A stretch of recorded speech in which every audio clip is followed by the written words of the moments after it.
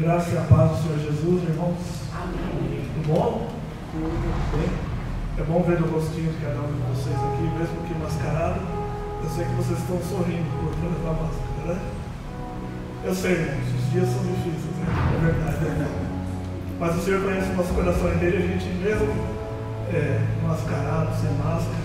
O Senhor conhece o nosso coração e sabe da real intenção que a gente tem ao chegar aqui na igreja, amém? Amém. E essa intenção, é claro, de adorá-lo na presença da sua santidade, agradecer por mais um dia de vida que Ele nos deu e juntos celebrarmos, né, a unidade que foi estabelecida no corpo de Cristo. Amém? Amém. Eu vou pedir para você curvar a cabeça, nós já vamos estar entregando esta reunião nas mãos do Senhor. Querido Deus, eterno Pai, somos gratos a Ti pela Tua infinita bondade e misericórdia que nos tem trazido até este momento, onde a gente, mesmo diante das nossas limitações, dos nossos pecados, conseguimos chegar até aqui para Te oferecer um culto nacional, Pai. O Senhor que conhece o nosso coração, o Senhor que nos sonda e sabe, Pai, mesmo antes da gente poder ter qualquer palavra, aquilo que está no nosso coração. Nós estamos aqui realmente dispostos a Te adorar, Pai. Mesmo da nossa maneira limitada, nós devemos te entregar o melhor, que é com sinceridade, com devoção, toda a adoração do nosso Senhor. Gratos somos, meu Pai, porque hoje acordamos, gratos somos porque nos reunimos, meu Pai. Quando tem muitas pessoas que não podem fazer, o Senhor nos permitiu fazer isso. Nós tributamos a Ti tudo o que formos fazer aqui, que essa reunião de fato glorifique o Teu santo nome. Possa o Senhor, o Seu Espírito Santo, atuar no nosso coração. Nós estamos aqui dispostos para o Seu agir, Pai. Opere em nós segundo a Tua bondade e misericórdia. Nós oramos assim em nome de Jesus. Amém? Amém. A gente vai cantar Vem para adorar-te. Se você quiser ficar de pé, pode ficar de pé, não tem problema não, tá?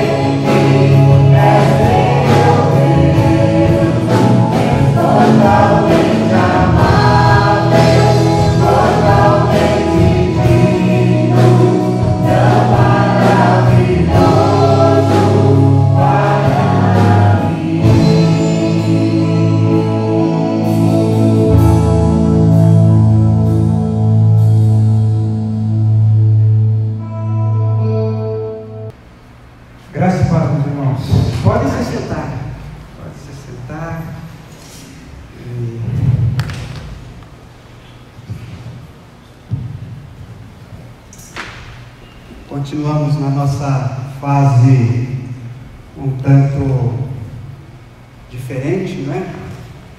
Celebrando de uma maneira mais reduzida, e a gente está procurando fazer um culto bem curto.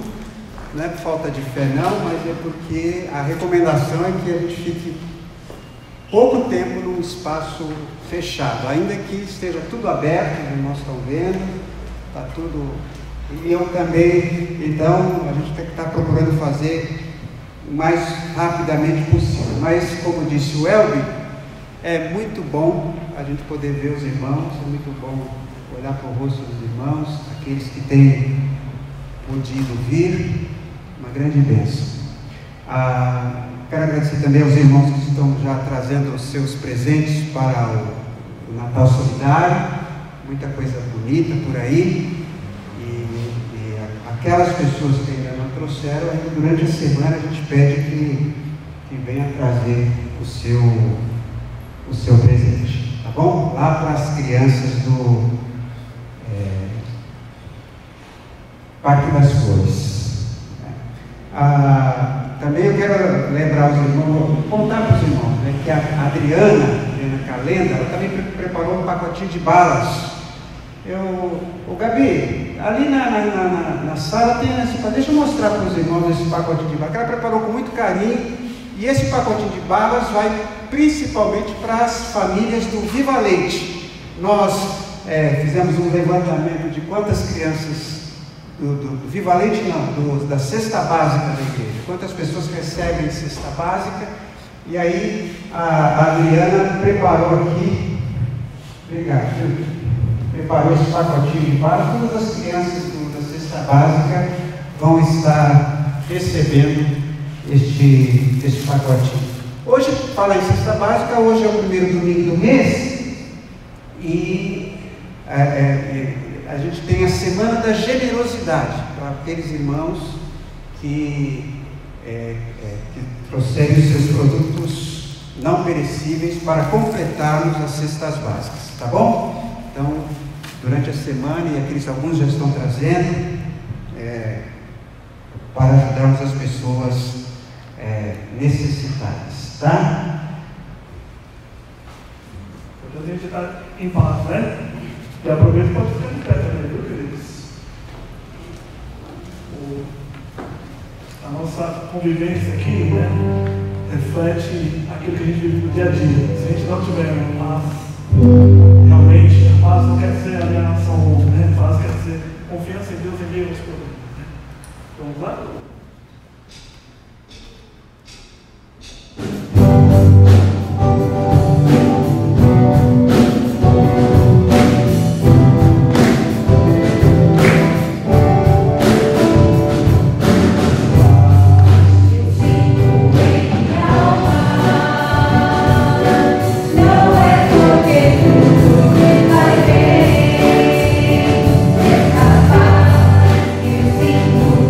Yeah.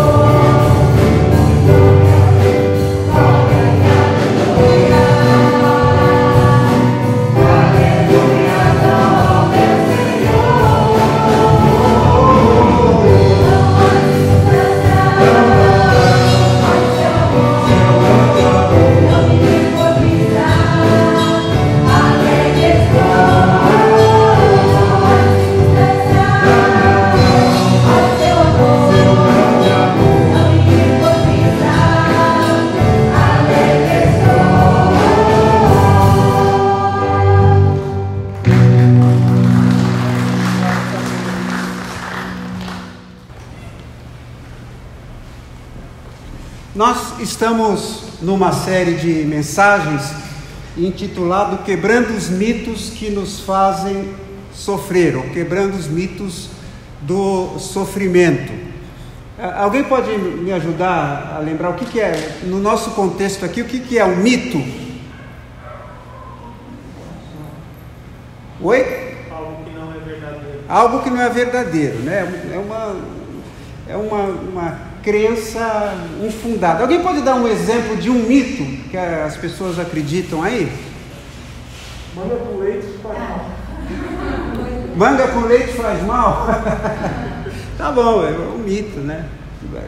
Então tem muita gente, existem muitas mentiras, coisas que a gente toma por verdade, coisas que a gente trouxe do passado, são narrativas que vieram sendo contadas, mas o mito tem muitas outras acepções, mas eu gostaria que a gente ficasse com essa.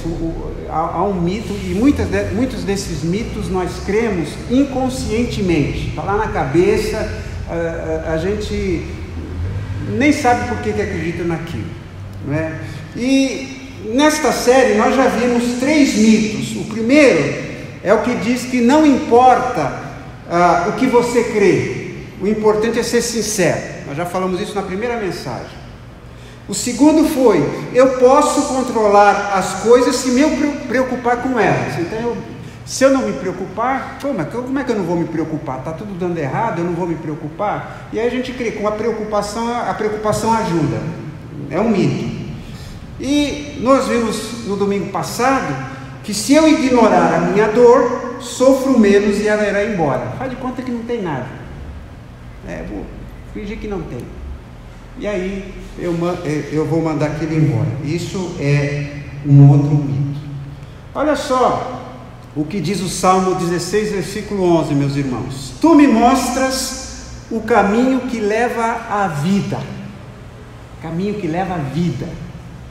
Estou falando de vida, não estou falando de existência, não estou falando de subsistência, estou falando de vida. Tu me mostras o caminho que leva à vida, a tua presença me enche de alegria e me traz felicidade para sempre. Aqui o salmista está descrevendo como é uma vida com Deus, viver com Deus. Esse é o que o texto está falando. E esse texto nos faz inferir que é possível viver livre do estresse. Porque hoje nós vamos estar falando sobre a verdade sobre o estresse. Aqui o salmista que escreveu esse texto não era uma pessoa estressada. Isso não é um texto de uma pessoa estressada. Caminho da vida, alegria. Isso era vida para o salmista. Mesmo naqueles momentos de problemas, os salmos mostram que Deus quebra os mitos do sofrimento e nos leva a uma vida que é realmente feliz. Então, hoje nós vamos falar sobre os mitos do estresse, o mito do estresse. E qual é este mito? É o seguinte: outras pessoas são a causa do meu estresse. Eu estou assim por causa dos meus filhos. Eu estou assim por causa do meu chefe. Eu estou assim por causa do governo. Eu estou assim, enfim. Outras pessoas são a causa do meu estresse. Isso é uma mentira. A verdade é esta: a maneira como eu escolho responder cria o estresse.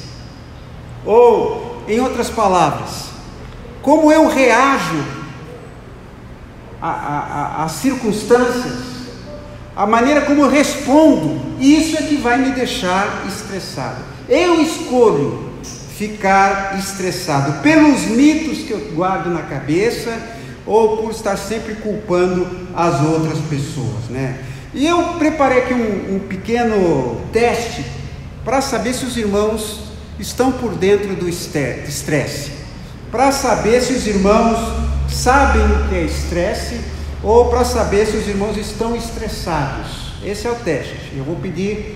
Eu vou dizer uma frase e os irmãos vão completar, para mim saber o quanto os irmãos vivem o estresse. A primeira frase, né, é a seguinte: eu estou no fundo do poço. Olha, eu estou pronto para jogar a... Eu acho que eu escolhi aqui. O Marcelão aí, tá, vou te falar, Silvana, o que você não está aprontando com o rapaz? Estou pronto para chutar o barro. Eu estou caindo aos... Eu estou me sentindo um lixo, caco. Então, os irmãos são verdadeiros profissionais na área do estresse.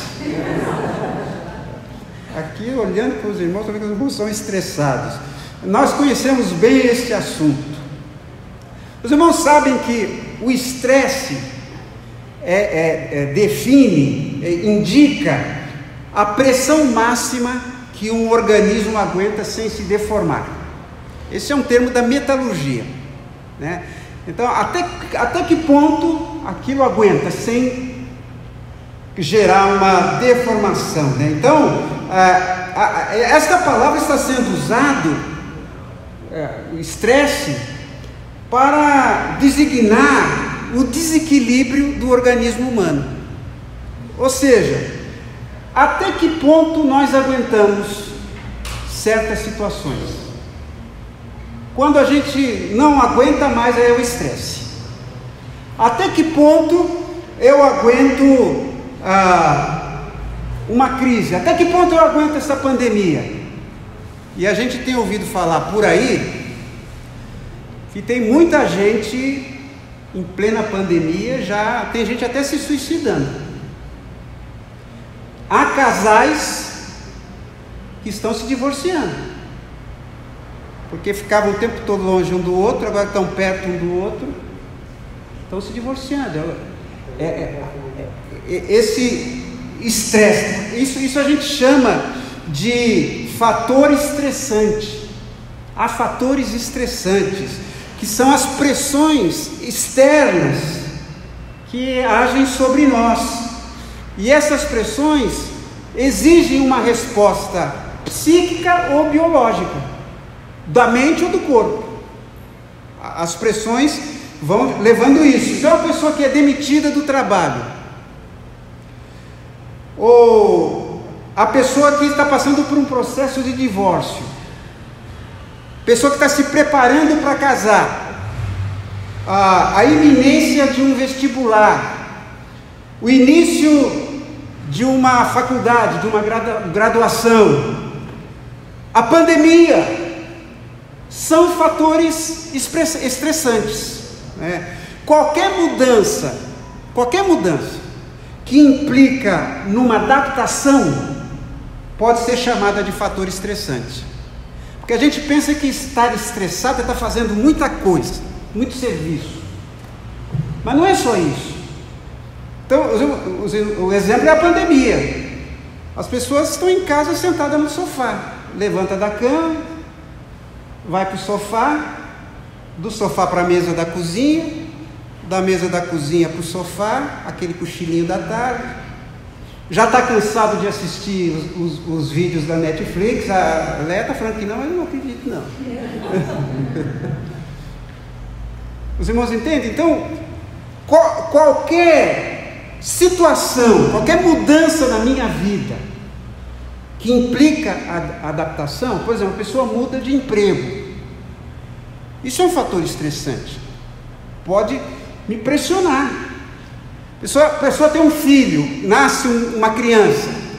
Eu sempre me lembro, o primeiro dia que eu cheguei com o Rafael lá em casa, aquilo foi um fator, poxa, parece que a vida mudou completamente, né? São fatores estressantes. E nós vivemos num mundo que está em convulsão, um mundo que está com múltiplas mudanças. É impressionante, né? Como o mundo muda. Ontem eu vi, alguém estava falando, no futuro, como é que vai ser o Google? Mas a gente nem sabe se vai existir Google no futuro.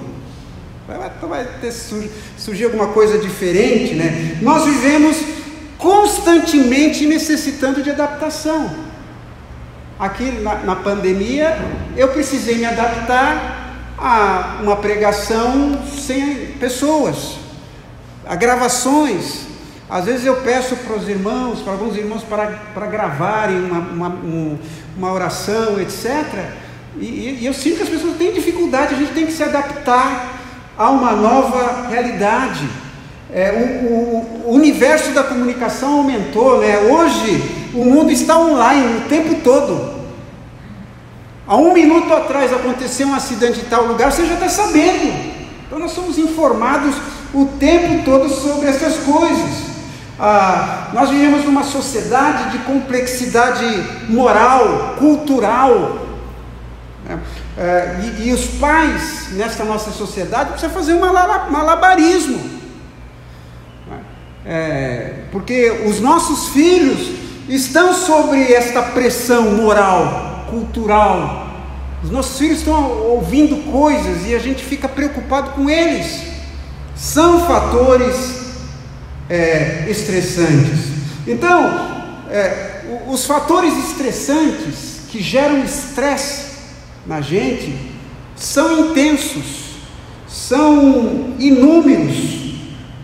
Vão desde o tráfego, o congestionamento que a gente vai pegar, até passarmos pelo corredor de um hospital esperando resposta sobre um ente querido, até para a gente ensinar o que é viver nessa realidade em que nós estamos, né?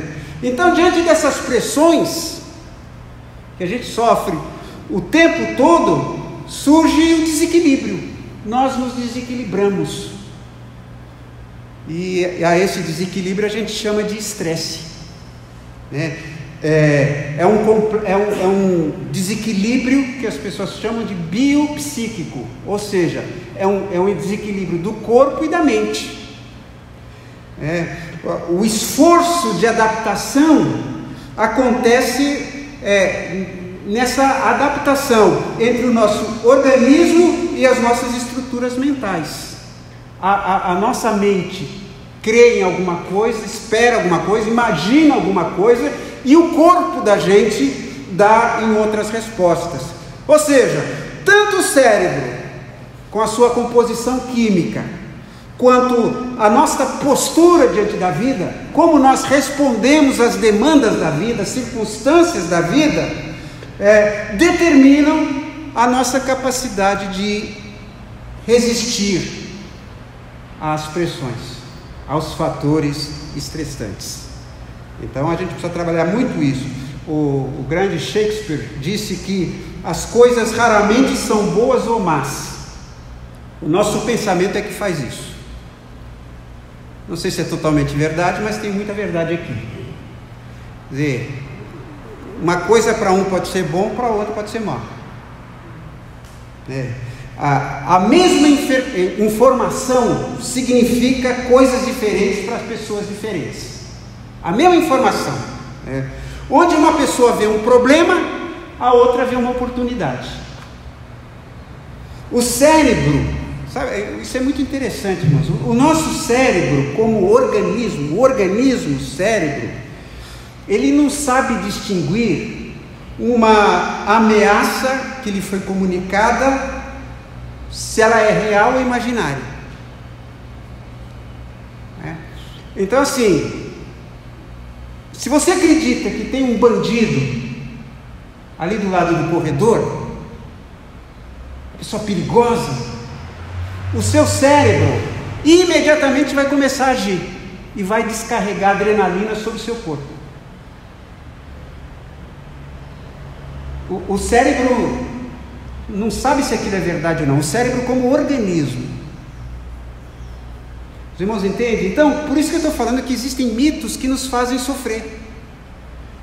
Porque a gente acredita em determinadas mentiras e o corpo reage em função daquilo que ele está recebendo como mensagem. Então, eu me lembro um dia que eu fui ao supermercado com o carro do meu filho,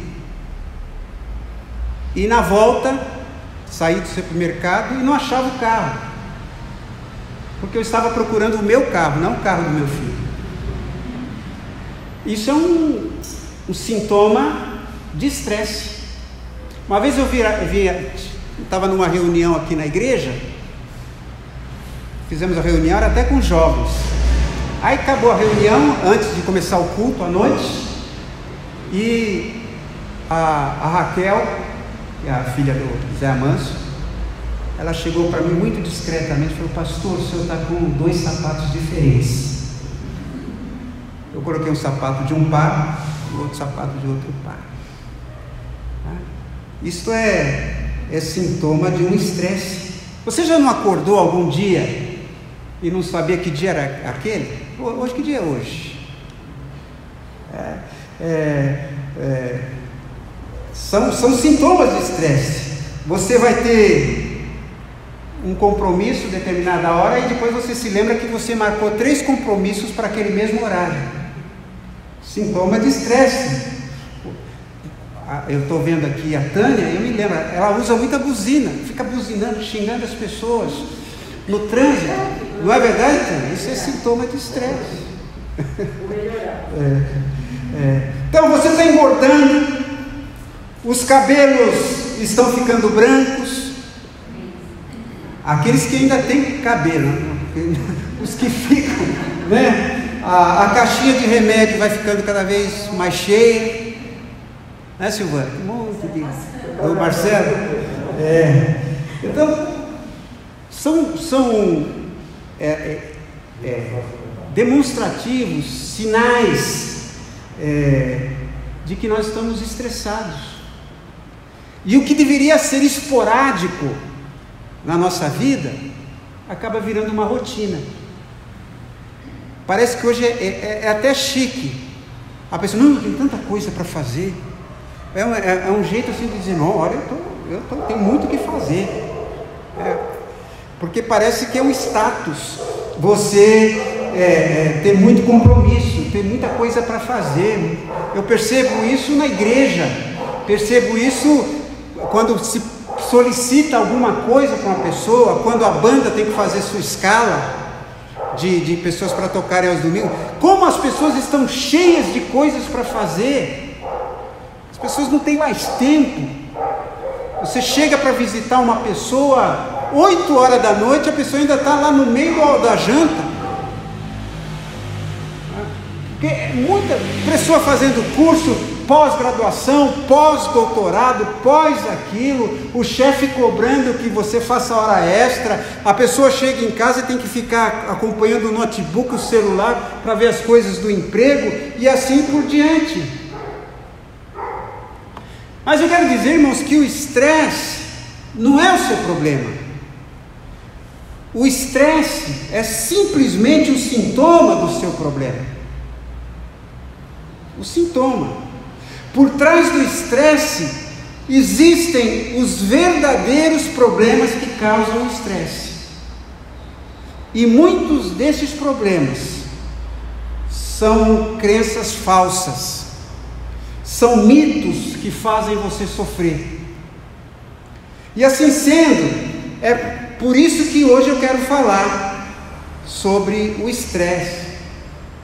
Quando a gente olha para a vida de Jesus, a gente fica maravilhado, eu pelo menos fico, para ver como Jesus era calmo, tranquilo, como Jesus era sereno.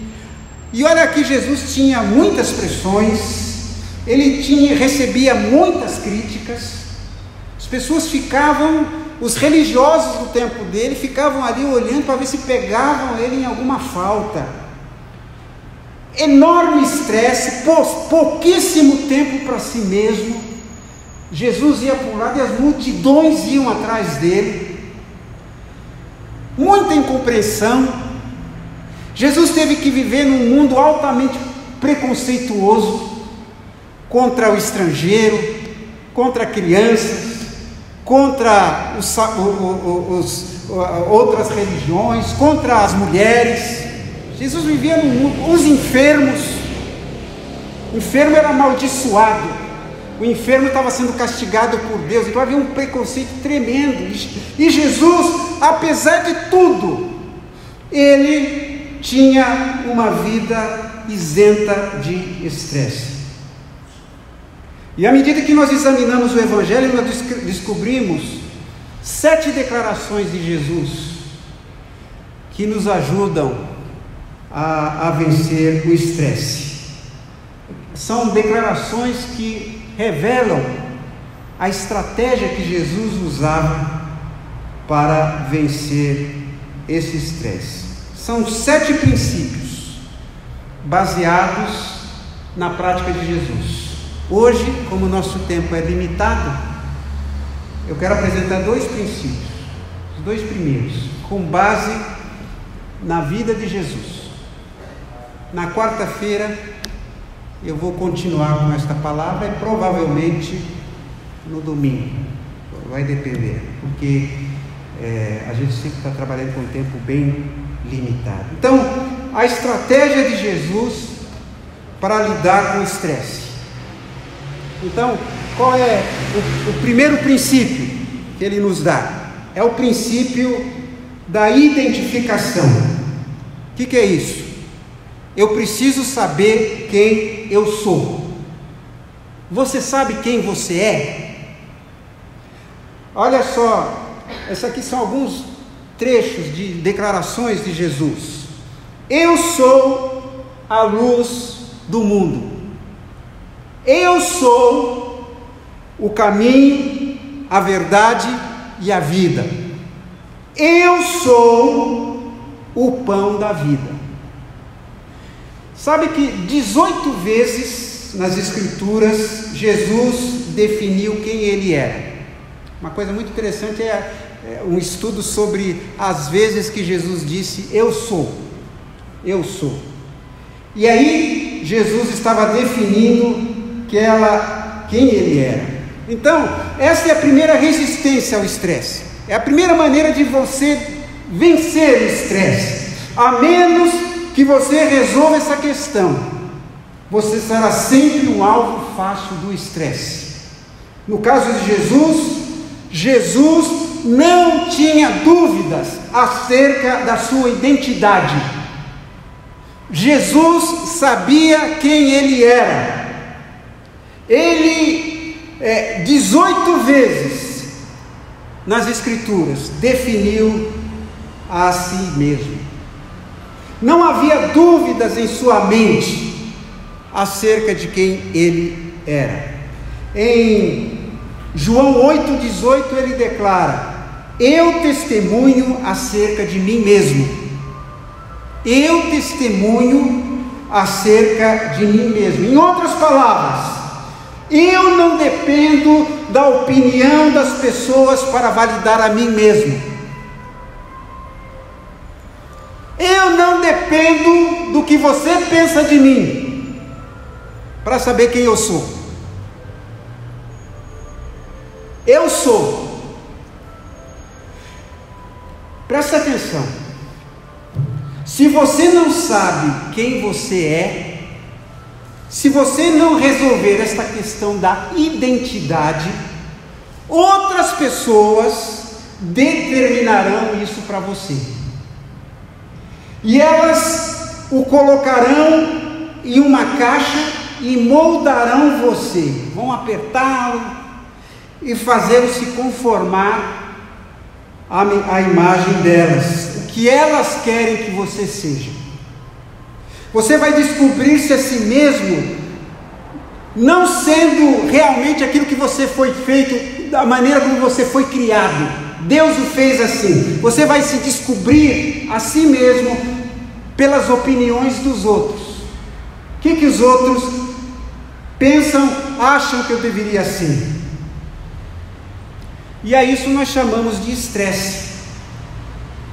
Nesse sentido, é quando você tenta ser o que você não é. E isso causa um enorme estresse. Mas eu conheço muitas pessoas extraordinárias. Eu tenho uma admiração profunda, por exemplo, por Rick Warren, um pastor americano, considerado um dos homens mais influentes dos Estados Unidos, um pastor da Saddleback, uma igreja enorme, um homem criativo, uma pessoa extraordinária. Mas, irmão, já pensou se eu ficasse o tempo todo me comparando com ele?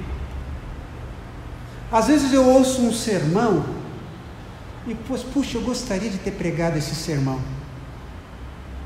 Às vezes eu leio um livro, um texto, e eu penso, puxa, que capacidade essa pessoa tem, que criatividade essa pessoa tem. Mas isso não vai me levar a ficar me comparando com outras pessoas, porque tentar ser alguma coisa que você não funciona. E isso é o primeiro passo para você ficar confortável com aquilo que você é mesmo. Eu não posso tentar ser outra pessoa, eu não posso tentar ser outra realidade. Você precisa conhecer os seus pontos fortes e seus pontos fracos. Uma pessoa humilde não é aquela pessoa que, não, eu não posso, eu não consigo, eu não sei. Não, a pessoa humilde é uma pessoa que sabe quais são os seus pontos fracos, mas também sabe quais são os seus pontos fortes. Isso é se conhecer. Não é errado falar, eu sou bom nisso. Como também não é errado dizer, não, isso eu não consigo fazer. Então você deve compreender o que você realmente é e aceitar, valorizar, amar, e não se preocupar com aquilo que você não é. Seja o que Deus fez você para ser. Quando você resolve isso, acaba reduzindo dramaticamente o estresse, porque você não está preocupado com o que as outras pessoas pensam. Como você pode ver, Deus não quer cópias, Deus não quer clones. Olha aqui, quanta gente diferente, totalmente diferente. Não existe uma pessoa igual a outra. Então essa foi a estratégia de Jesus. Ele sabia quem ele era. Como eu queria ser isso.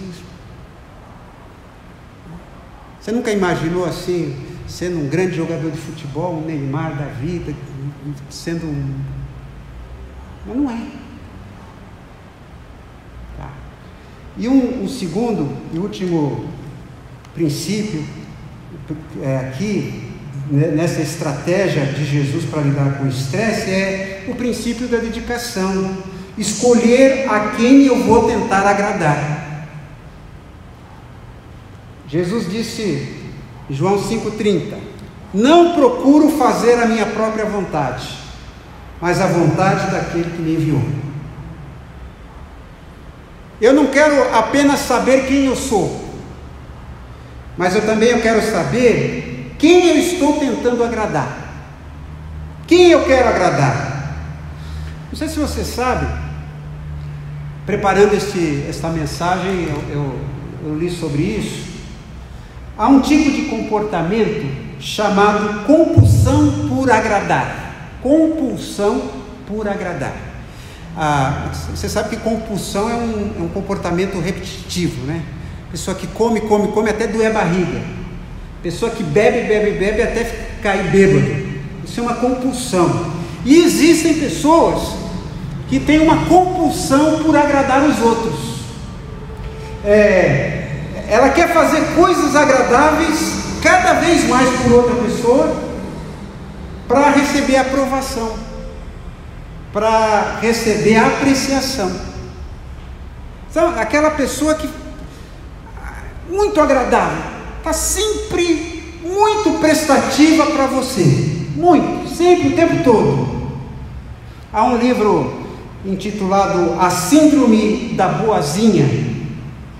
E nesse livro ele diz que o autor afirma que esta compulsão, a compulsão por agradar, ela tende a ir aumentando até chegar à exaustão. A pessoa cada vez mais tenta agradar. E com isso a pessoa entra num processo de desligamento das próprias necessidades. A pessoa nem satisfaz as suas necessidades, ela quer satisfazer as necessidades dos outros. Isso é um vício, e que no final leva ao ressentimento e cobranças. Quando chega ao clímax dessa exaustão, ao invés de agora querer agradá-la, ela passa a ter ressentimento, ela começa a cobrar do outro, ela passa a ter ódio da outra pessoa. Então aquela pessoa tão boazinha, que faz tudo, de repente se torna uma pessoa que tem ódio da outra pessoa. Sabe, meus irmãos, você não consegue agradar todo mundo.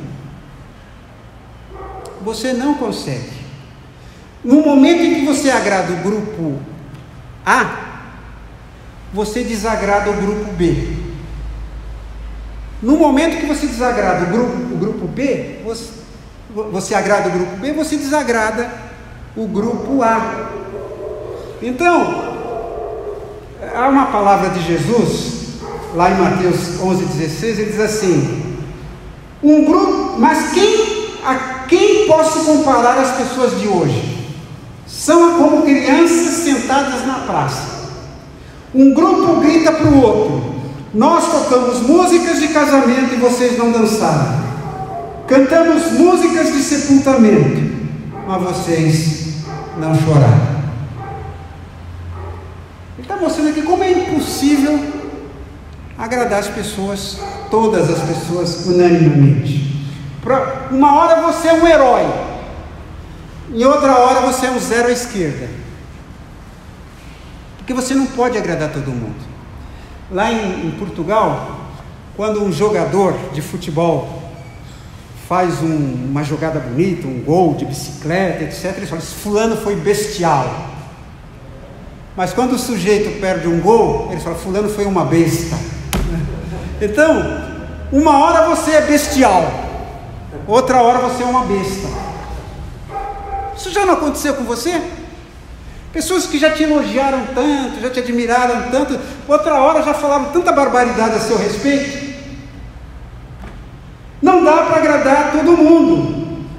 Deus não pode agradar todo mundo. Duas pessoas estão orando, uma é palmeirense, a outra é santista, e as duas oram para o seu time ganhar. Como é que vai acontecer? Alguém vai ficar insatisfeito. Ou, Senhor, hoje eu tenho um piquenique, vai ter um passeio da igreja, não permita que chova. Aí lá o agricultor crente: Senhor, faça cair uma chuva, minha terra está seca. Quem que ele vai agradar? Apenas uma pessoa tola tentaria fazer aquilo que nem mesmo Deus pode fazer. No início do pastorado, um grande problema que nós enfrentávamos aqui na igreja era um movimento carismático. Então, na igreja havia os carismáticos que queriam animar, que queria falar em línguas, que queria que o pastor levitasse.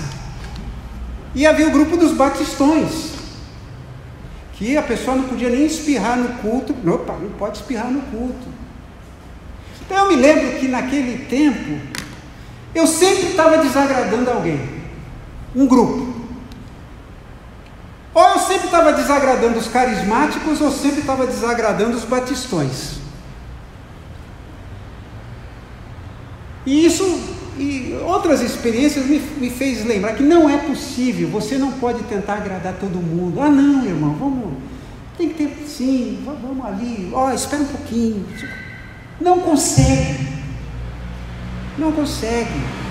Eu aprendi há muito tempo como pastor, que eu estou sempre desapontando alguém, pois todos nós temos expectativas diferentes, desde a maneira como nós nos vestimos, agimos, pensarmos e muitas outras coisas.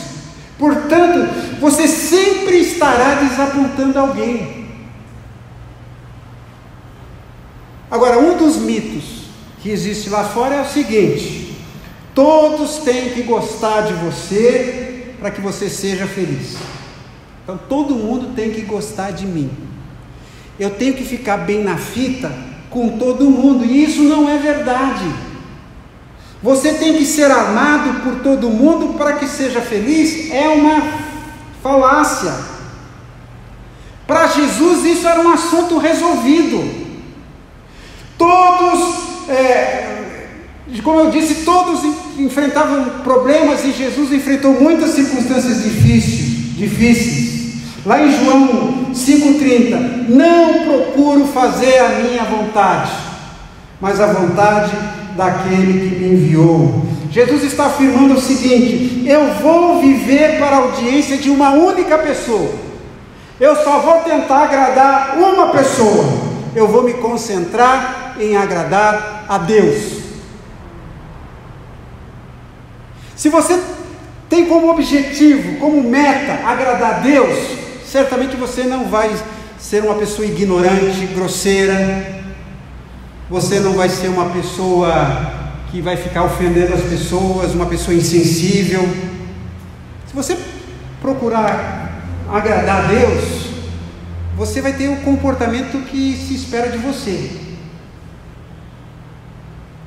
Mas mesmo assim, algumas pessoas, ou até muitas pessoas, vão criticar, vão julgar, não vão ser agradados por você.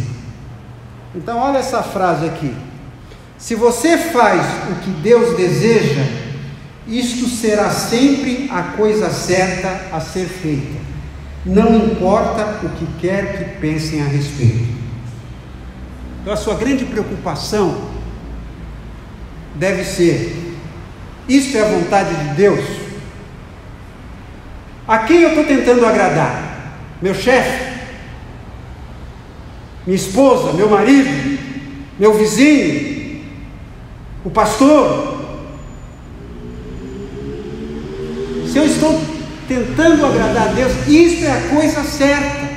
Isso torna a vida mais simples, porque você tem que se concentrar em agradar apenas uma pessoa. Porque quando você tenta agradar a Deus, você vai agir corretamente com o seu cônjuge. Se você tenta agradar a Deus, você vai agir corretamente no seu trabalho, com a sua vizinhança. Você não será movido por preconceitos, por competição, você não vai querer puxar o tapete de ninguém, e assim por diante. Uma das razões pelas quais Jesus nunca ficou estressado é porque ele jamais teve medo de rejeição, ou necessidade de aprovação, ou motivo de dominar, de manipular outras pessoas. Ele sabia quem ele era, e ele sabia quem ele estava tentando agradar. Você não tem que ser amado por todo mundo, a fim de que seja feliz. Há um texto na Bíblia que diz: ai de vós quando todos vos louvarem, ai de você quando todo mundo elogiar. Cuidado com essa falsa popularidade. Agora deixa eu fazer uma pergunta: da aprovação de quem você está dependendo para ser feliz? Pense bem sobre isso. Você ainda está tentando viver de acordo com o que as pessoas acham que você deva ser? Então saiba quem você é. celebrando a recuperação, que nós ainda vamos retornar, uma das frases que se inicia nas reuniões era a seguinte: eu sou um filho amado de Deus. Eu sou um filho amado de Deus. Você sabe quem é, sabendo a quem você pertence. E eu sou um filho de Deus, profundamente amado, pois Cristo morreu por mim. Então, você sabe quem está tentando agradar. Eu estou tentando agradar o meu Pai Celestial. Nós gostamos de colocar a culpa nos outros por causa do nosso estresse. Dizemos coisas como: eu tenho o quê? Eu preciso o quê? Eu devo, eu deveria, todos esperam que eu faça, eu tenho, etc. E ninguém está apontando uma arma na sua cabeça. Ninguém. Você não é vítima. A verdade é que você escolheu agir assim. Você deveria escrever uma frase e mantê-la consigo: ninguém pode pressionar-me sem a minha permissão. Ninguém pode pressionar você sem que você permita. Por quê? Porque ninguém pode fazer isso. Ninguém pode pressionar você sem a sua permissão. Você pode colocar duas pessoas na mesma situação, e uma fica estressada e a outra não. Por quê? É por causa da maneira como elas escolhem responder à situação. Eu tenho que saber quem eu sou, e tenho que saber a quem eu estou tentando agradar. Dois princípios em que, colocando em prática, vai eliminar muito estresse da nossa vida. Quem você é e a quem você está tentando agradar. Que Deus nos ajude a vencer, porque todos nós temos isso. Todos nós enfrentamos de uma maneira ou de num grau ou outro esse tipo de problema. Que Deus me ajude a ser um filho amado de Deus, que procura agradá-lo como minha única plateia. Amém? Amém. Na próxima quarta-feira a gente continua com esta palavra sobre verdades sobre o estresse. Tá bom? Nós vamos, neste momento, celebrar a ceia do Senhor. E eu vou pedir aqui, a banda vai estar tocando uma música e nós vamos celebrar. Ok? Pessoal, sem estresse, pode vir bem devagarinho. Pastor, oi. Ah, sim, pode ser. Esse hino que eu separei aqui, ele fala descansando no poder de Deus. Você quer descansar no poder de Deus? Eliminar o estresse? Vamos cantar? É um hino do cantor cristão. Esse daqui é um daqueles clássicos, hein? Vamos ver aí quem lembra. Eu não me esqueço, porque eu aprendi a tocar instrumento, violão e tal, acompanhando os irmãos desses cantor cristão lá. Vamos lá? Fácil, hein? Eu vou puxar aqui, vocês me apresentar.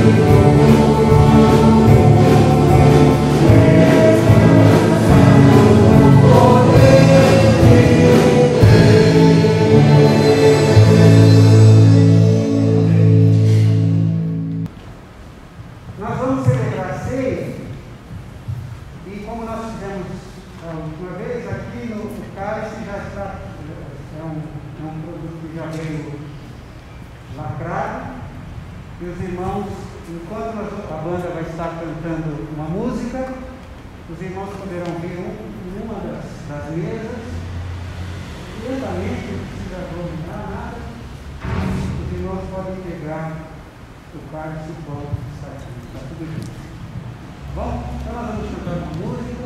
Os irmãos poderão vir retirar o seu leite.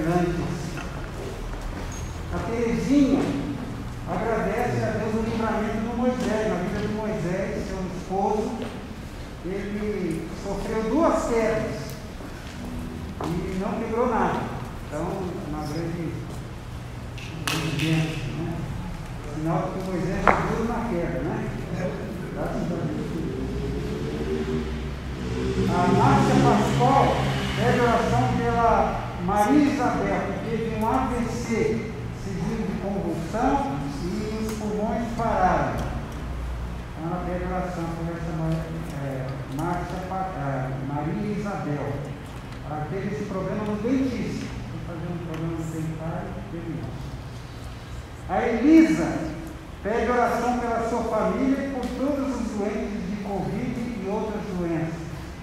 O Arthur está pedindo oração pela vida profissional e espiritual da sua filha, Karine. O Alexandre Almeida, ele agradece pela sua mãe, que completou 76 anos de idade essa semana. A Aldenira pede oração pela sua irmã Miriam, que foi diagnosticada com o coração grande e está com o corpo inchado. Que Deus tenha misericórdia da Miriam, que Deus abençoe a todos. E pede oração também pelo seu sobrinho Robson Leandro, que tem diabetes muito alta, está emagrecendo e problemas no pulmão. São esses os pedidos que chegaram e daqui a pouco a gente vai estar orando por todos eles. Mas agora, vocês saem com os seus alimentos, pão, carne, e nós vamos ler todos juntos esta passagem que é clássica em relação à ceia do Senhor. Vamos ler todos juntos? Isto é o meu corpo, que é dado em favor de vocês. Façam isto em memória de mim. Então, em memória do nosso Senhor e Salvador Jesus Cristo, vamos comer o pão.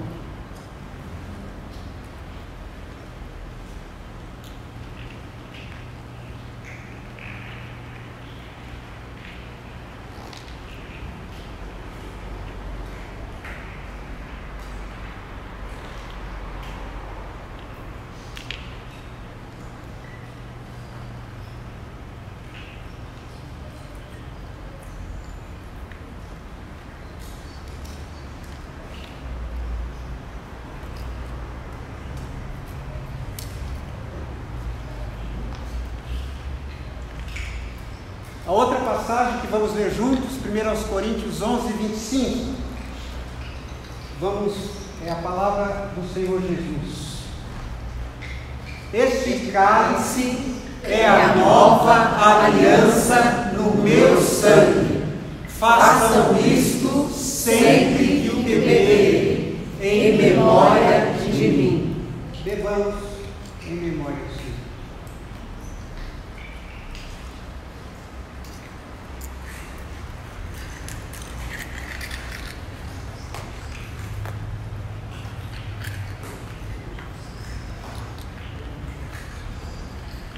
Vamos ficar de pé, nós vamos orar?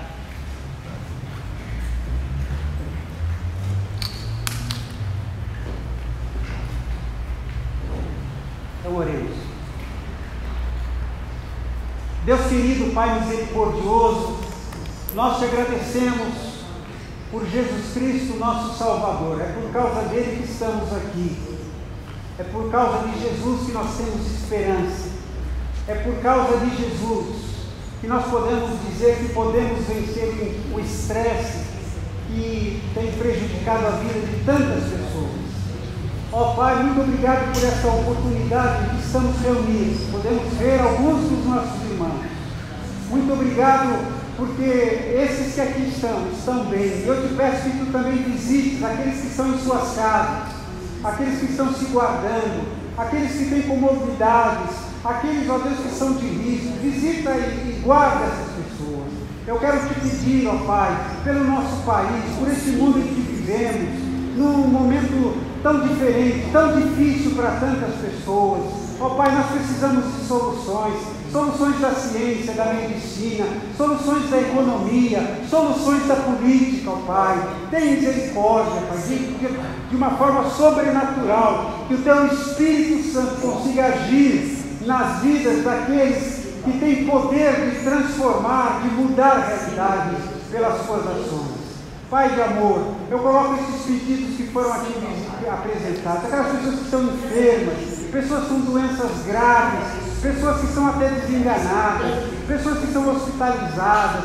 Te peço para aqueles que estão passando por problemas espirituais, problemas de relacionamento, problemas financeiros, ó Deus. Tem misericórdia. Que teu amor seja sobre todos e que o amor de Deus, que a graça do nosso Senhor e Salvador Jesus Cristo e que a comunhão do Espírito Santo sejam com todos aqui presentes, com todos aqueles que estão participando deste culto e com todo o povo de Deus, hoje e por todos sempre. Amém. Amém. Olá, irmãos. A graça e a paz de nosso Senhor